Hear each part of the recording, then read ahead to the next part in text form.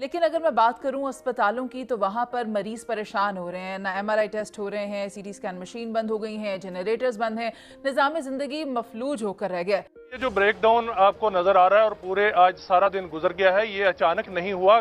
भट्टी साहब जानते होंगे कि पिछले साल जो ब्रेकडाउन हुआ था उस वक्त धुंध थी, लेकिन इस दफा धुंध नहीं थी, इस दफा डॉलर नहीं है और डॉलर जो है वो ना होने के बायस हमारा ना हम जो फर्नेस ऑयल है वो इंपोर्ट कर सकते। जय हिंद दोस्तों, मैं मिंदर शर्मा स्वागत करता हूं वन वर्ल्ड हिंदी में। आपको उम्मीद करता हूं आपको स्वस्थ है। दोस्तों आइए दिखाते हैं पाक मीडिया के कुछ लेटेस्ट डिबेट, जिसमें कैसे डिस्कशन किया जा रहा है कि पाकिस्तान में पिछले 27 घंटे से बिजली गुल हो चुकी है, क्योंकि पाकिस्तान के पास डॉलर नहीं है, इंपोर्ट नहीं है, रॉ मटेरियल खरीदने को, तेल खरीदने को और बिजली का ऑयल खरीदने को, ताकि पाकिस्तान को समय पे बिजली मिल सके। क्योंकि ये सिर्फ और सिर्फ डिफॉल्ट के साइन ही दिखाई दे रहे हैं पाकिस्तान में कि हर दिन कुछ न कुछ पाकिस्तान में खत्म हो जाता है। तो इसी क्रम में आज पाकिस्तान में बिजलियां गुल हो चुकी है और इस बिजलियों के गुल होने से पाकिस्तान की अर्थव्यवस्था और पाकिस्तान के आम आवाम पे इतना भयंकर तरीके से फर्क पड़ा है कि अब हॉस्पिटलों में जो वेंटिलेटरों पे और जो हॉस्पिटलों में जो क्रिटिकल मरीज थे वो भी अब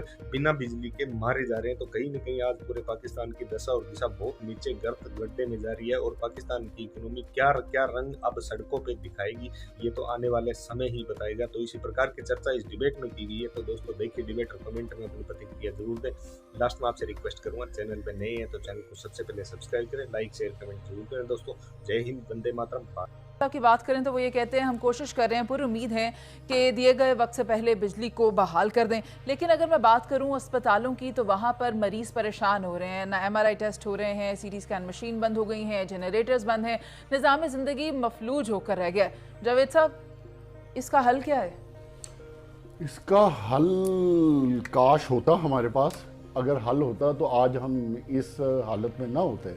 अगर ये आपकी कहानी 75 साल की है, ये एक दिन की नहीं है कि आज आप ये देखें। और सबसे बड़ी जिधर से मैंने बात करनी थी, मैं तो मशकूर चौधरी साहब ने और उन्होंने तो इमरान खान पे ये डालना है ना, ये भी इमरान खान की वजह से हुआ है, इफ्तिखार साहब ने। लेकिन शुक्र है आज शायद ये इमरान खान को माफ कर दें। लेकिन देखिए बात ये है कि इसकी दो वजूहात होती हैं बुनियादी तौर पे।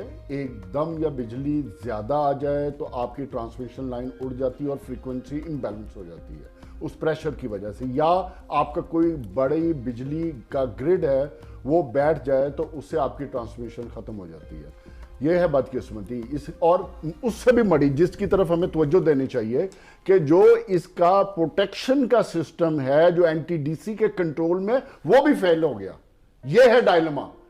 बात यह है कि हमें अपने निजाम को दुरुस्त करने की जरूरत है, हमें रिफॉर्म्स करने की जरूरत है, सिस्टम अपग्रेड करने की जरूरत है, हमें चीजों को अपग्रेड करने की जरूरत है। आज भी हम वही 1980-90 के मॉडल में चल रहे हैं।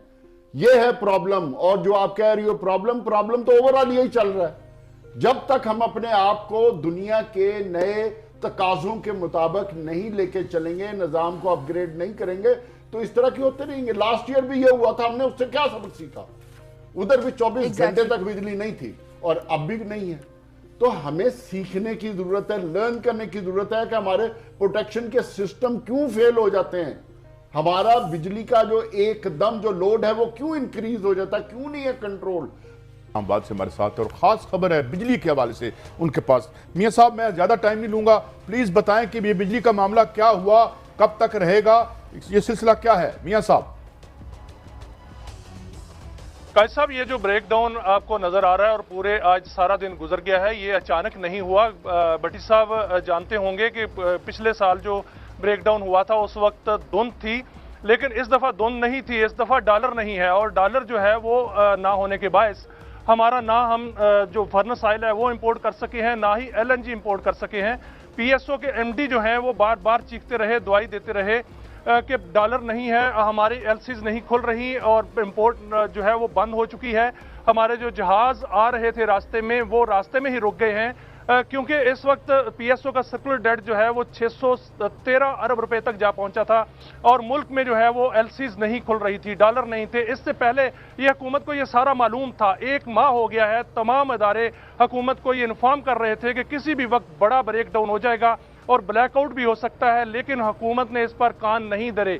और यही हुआ कि आज सुबह जो है वो 7:35 पे पूरे मुल्क में बिजली नहीं थी, क्योंकि हाइडल जो है वो नॉर्थ में होती है और जो थर्मल होती है वो साउथ में होती है। इस हाइडल में बल सफाई हो रही है और इसलिए डैमों से पानी का अखराज नहीं था। और वहाँ पर जो है साउथ में जैसे ही वहाँ पर बिजली की पैदावार ड्रॉप हुई है, वो 6000 मेगावाट से नीचे चली गई। 6000 मेगावाट से जब नीचे चली जाती है बिजली की पैदावार, तो नेशनल ग्रिड जो है वो ट्रिप कर जाता है, सुकड़ जाता है। यही हुआ कि वो नेशनल ग्रिड सुकड़ गया और बिजली जो है वो सिस्टम से निकल गई। आज सारा दिन जो है वो बिजली सिस्टम में नहीं थी और अभी तक भी नहीं है। अभी जो वजीर मौसूफ हैं खुर्रम दस्तगीर, उन्होंने आज दिन को बताया था कि 12 घंटे में बिजली बहाल हो जाएगी। 12 घंटे से ज़ायद का वक्त गुजर चुका है। जैसे ही बिजली जो है वो उसको बहाल करने की कोशिश करते हैं, वो ट्रिप हो जाती है। काजी साहब, यहाँ पर जो तरबेला डैम है और मंगला डैम है, इसका पानी का अखराज बढ़ाया गया है। वो इसलिए बढ़ाया गया कि बल सफाई हो रही है, उसकी कोई ज़रूरत नहीं थी। इसका अखराज बढ़ाने की अलहदा जो है कीमत हमें अदा करना पड़ेगी अगले आने वाले महीनों में, क्योंकि वो पानी डैमों में नहीं रहेगा। आज अखराज बढ़ाने के बावजूद तरबेला और मंगला जो है वो ऑनलाइन नहीं आ रहे। वो इसलिए कि जो थर्मल पावर प्लांट्स हैं उन पर जो है वो वहाँ पर बिजली की पैदावार नहीं बढ़ रही, वो थर्मल पावर प्लांट जो है वो नहीं चल रहे, इसलिए वो बिजली नेशनल ग्रिड जो है उसमें लाइन अच्छा मियां साहब, मियां साहब गुजारिश है, आपने फरमा रहे हैं गालबन के डॉलर बिजली खा गया या डार बिजली खा गया या डॉलर, तो आपका ख्याल है हुकूमत को खतरा था कि इतना बड़ा ब्रेकडाउन हो सकता है कि पूरा मुल्क अंधेरे में चले जाए और हुकूमत ने इसमें कोई गफलत कहीं नजर आ रही है आपको कहीं? भट्टी साहब, बिल्कुल ये हुकूमत की गफलत है। खास तौर पे इस पे वजारत खजाना की गफलत है और दूसरी इसमें वजारत तवानाई की गफलत है। नेपरा ने बार बार उनको लिखा, तमाम जो अदारे थे, जो मुतलका कंपनियां थी, उन्होंने बार बार लिखा। PSO ने बार बार लिखा कि हमारे पास ऑयल नहीं है, हमारे पास LNG नहीं है और इसका जल्द अज जल्द ऑयल इंपोर्ट करने के लिए LCs जो है वो खोली जाए। लेटर ऑफ क्रेडिट जो है वो डिफॉल्ट होने की खबरें चलती रही और टीवी चैनल्स जो है वो भी चीखते रहे, लेकिन दोनों जो मिनिस्टर्स हैं उन्होंने इस पर कान नहीं धरे और आज कौम को यह दिन देखना पड़ा है कि पूरा दिन बिजली नहीं है। भट्टी साहब, 80 अरब रुपए का नुकसान आज के दिन में हो गया है मईशत को। तमाम दिन टेक्सटाइल बंद रही, कमर्शियल एक्टिविटीज बंद रही, पूरा सेक्रेटेरिएट इस्लामाबाद में तमाम SA ब्लॉक से लेकर S ब्लॉक तक तमाम अमूर हुकूमत जो है ठप रहे और इसके अलावा जनरल इंडस्ट्री जो है वो भी बंद रही। कोई एक्टिविटी इस्लामाबाद में नहीं देखी गई, पूरे मुल्क में नहीं देखी गई। अच्छा मियां साहब मुझे ये बताइए कि how long it's going to continue, लोग जानना चाहते हैं, क्या इससे हम निकल पाएंगे अगले चंद घंटों में, ये क्या सिलसिला है?